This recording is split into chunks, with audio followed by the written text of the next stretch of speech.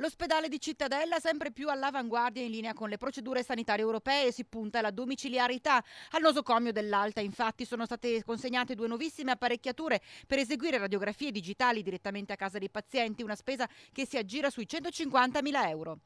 Portiamo la tecnologia, la telemedicina, la teleradiologia a casa della gente, di chi? Delle persone allettate, delle persone che sono in casa di riposo, per evitare spostamenti e per garantire loro di fare una radiografia del torace oppure di piccoli segmenti dal bacino, dalle varie articolazioni, nel momento in cui questa sia richiesta dal medico di medicina generale. Contestualmente sono state inaugurate la nuova struttura che ospita le centrali termiche e le nuove serie di radiologia e dialisi, la conferma che il servizio sanitario funziona e continua a migliorare, come dichiara lo stesso presidente del Veneto Luca Zaia.